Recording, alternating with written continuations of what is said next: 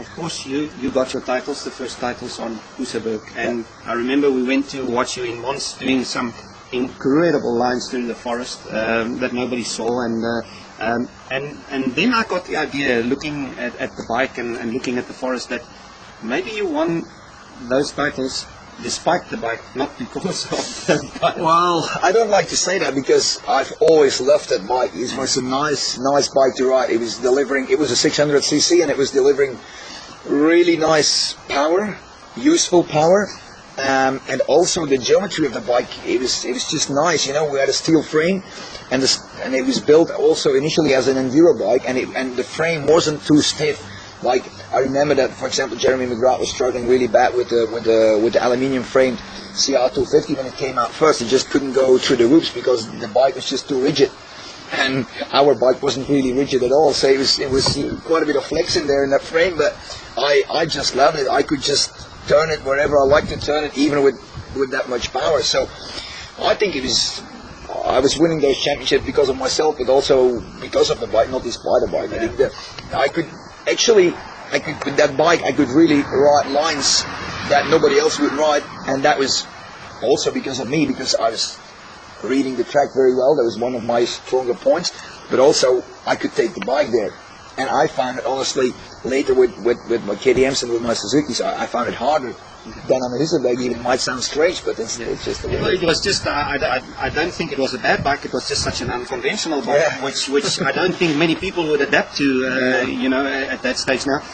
Talking about big bikes, Tyla, I know it's now early days in the season, but nowadays everybody starts earlier and earlier to talk about what's happening for the next year. It seems that people are starting to make their contracts almost a year and a half in advance now already. Have you got any idea? Will you stay MX2, MX1, the States? Well, I'm not 100% sure, and I'm still talking to some teams in America, and also I'm talking to MX1 teams. But I haven't really put my finger down on anything yet to say exactly what I'm doing. I just have to wait and see where I can get the best deal. I mean, I'm still waiting for a lot of teams to get back to me, so we'll just have to wait and see. Actually, BMW, maybe we can come into motocross anyway.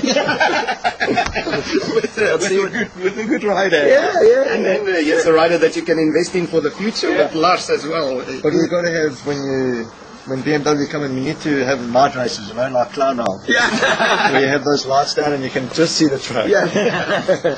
And Lars, now you're riding this year on the 150 on the 4-stroke Honda, is that correct? Now, when you go to a bigger bike now, when you go to MX2, will you ride on the 125 on a 2-stroke, or will you go straight onto the 4-stroke?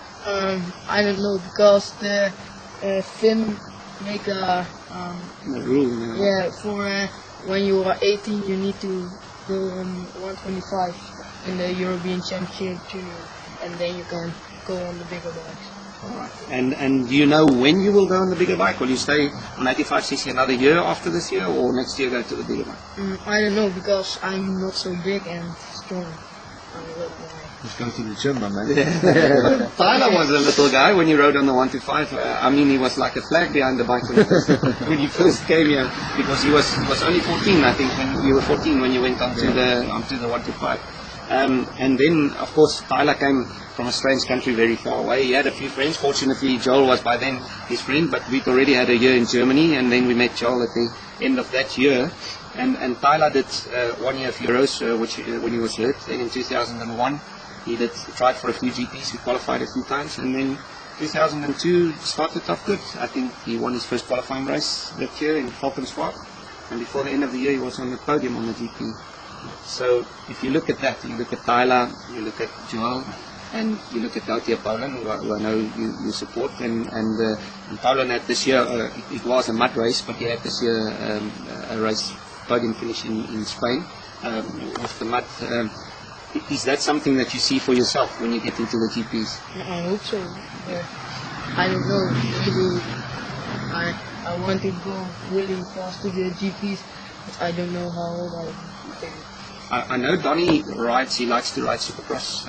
He's ridden in Kuss, he's ridden in Schijndel, and possibly will ride in Germany at the end of this year. And you yourself, would you also do that, or be interested in doing that?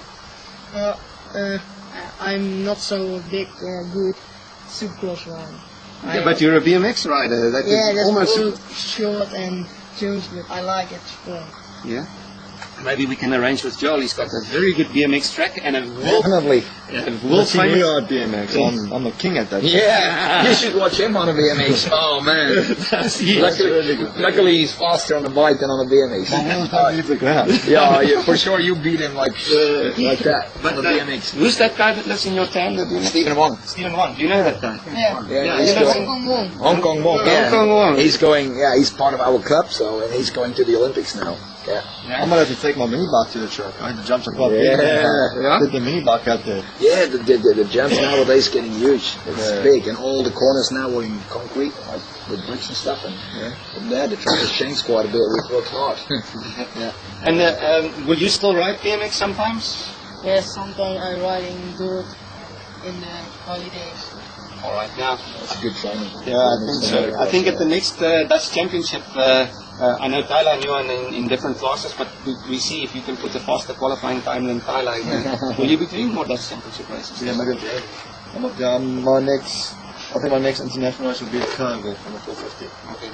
That's going to be fun. That's going to be interesting to see. And you, any more motocross races in No, we haven't planned anything. So, but of course. Yeah. Now, let's make a day. Yeah, let's make it. Veterans. I'm too young. That's also feeling good, like being too young for something. That's good. Growing old and still being too young. Now we've, of course, the development is ongoing, but at the moment we're focusing on promoting the thing marketing, and because of that, I'll do. We have planned end of June and beginning of July. We have planned 2 cross-country races in Germany and in Belgium. Actually, the weekend before the Carnival will be the Belgian Championship. We will do the 12 hours of National in southern Belgium, in French-speaking Belgium, and that's really the biggest, let's say, enduro off-road event in Belgium. It starts at midnight Saturday night in the dark with headlights and stuff. It's a really nice event. There's 10,000 people showing up 12 o'clock midnight when the Le Mans start takes off with a few hundred riders.